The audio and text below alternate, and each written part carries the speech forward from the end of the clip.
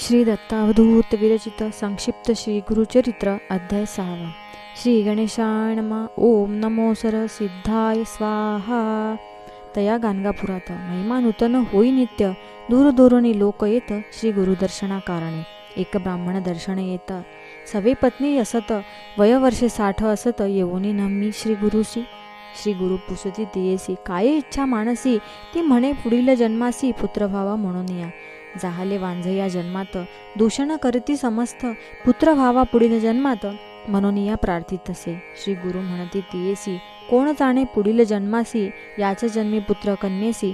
पावसी असी करीतो मी. वृद्धा म्हणे स्वामीसी. होती नाही विटाळासी. स्वामी म्हणता चिंता कायसी. आपण येथे असताना त्याच रात्री होई विटाळसी. 1 वर्षात कन्येसी जन्म देई वृद्धा हर्षी. ऐसा महिमा श्री गुरूंचा. नाम सरस्वती ठेवीत. श्री गुरुसी ती म्हणत. नृसिंह केव्हा येत उदरी माझ्या तव कृपे. हासोनी स्वामी म्हणत. पुढील वर्षी पुत्र होत. श्री गुरुवचन यथार्थ. पुत्र झाला परियेसा. ऐसा करुणेचा सागर. भक्त इच्छा पुरविणार. श्री दत्त दिगंबर गाणगापुरी राहत असे. नरहरी नामे एक विप्र. स्वामी दर्शनासी येत. सर्वांगी असे कुष्ट. शरण येई श्री गुरुशी. एक काष्ट त्याचे देत. म्हणती ठेवी सेवी तयाप्रत. पाणी घाली नित्य. सेवा याची तू करी. यासी जवळ येतील पर्ण. जाईल कुष्ठ संपूर्ण. ऐकोनी हे आश्वासन. विप्र घेई काष्टाते. संगमावरी जाऊन तेथे काष्ट रोवण.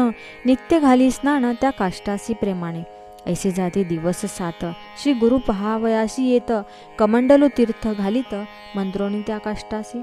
तात्काळ परणे फुटत. औदुंबर वृक्ष दिसत. नृसिंह सरस्वती समर्थ. महिमा ऐसा जयाचा. तात्काळ विप्राचे कुष्ठ जात. सुवर्ण देह त्याचा होत. नृसिंह स्वामी श्री दत्त. ऐसा लीला तयाचा. एकदा सायम देवासी. घेऊनी जाती संगमाशी. दावोनी वर्षा मायेसी. म्हण त्याचे पाहिले. म्हणती जाई ग्रामात. अग्नी घेऊनी ये परत. 2 सर्प पाठवित. पथ दाव विना तया लगी. काशी महिमा सांगत. गुरुभक्ती करावी म्हणत. दिव्य दर्शन घडवित तया सायन देवासी. एक तंतुकार भक्त. स्वामी सेवा करीत. झाडणे सांत्वन करीत आश्रमात राहितो.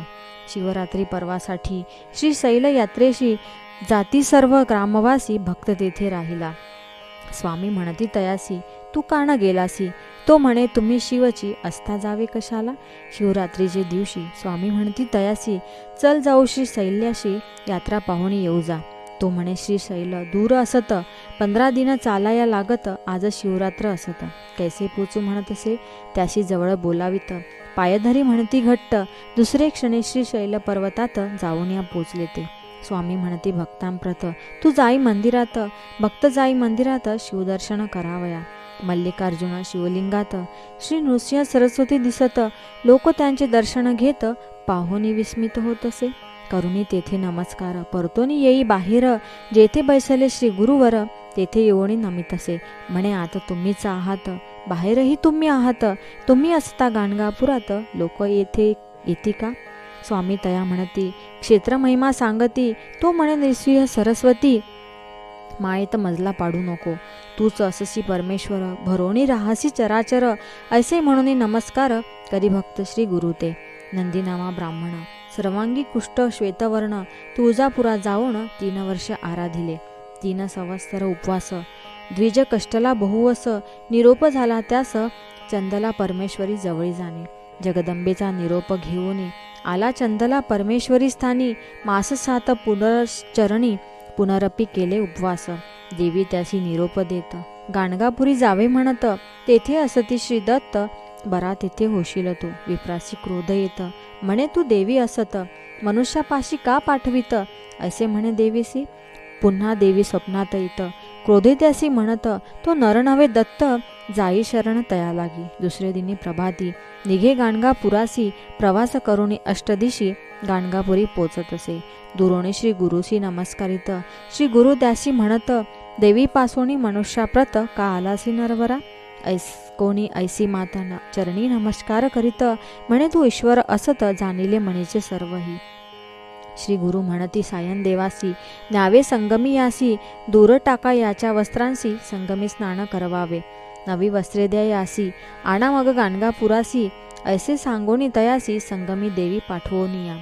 जुनी वस्त्रे दूर टाकत संगमी स्नान करीत सुवर्ण देह होत कुष्ठ गेले निघोनिया.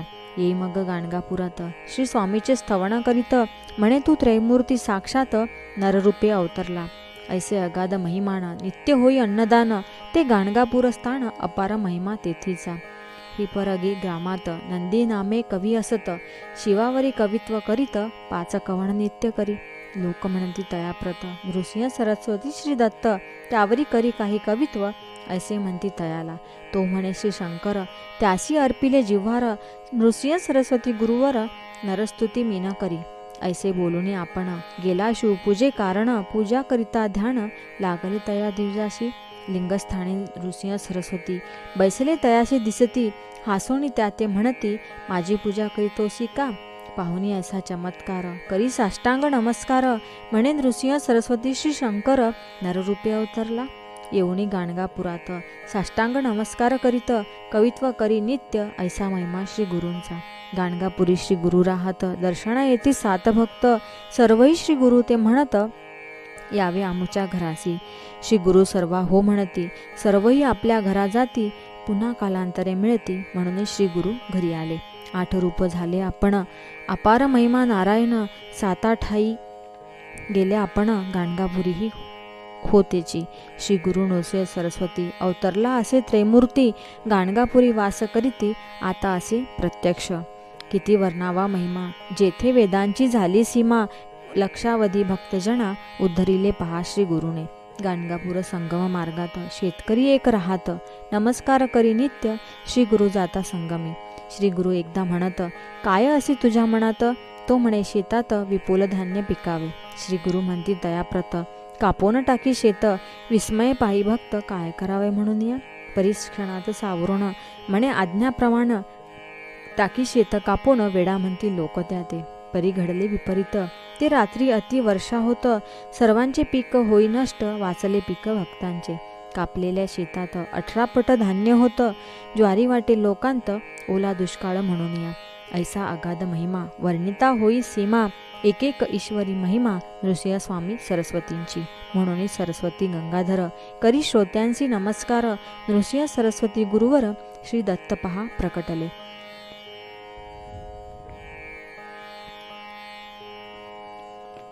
श्री दत्तावधूत विरचित संक्षिप्त श्री गुरुचरित्र अध्याय 6 समाप्त.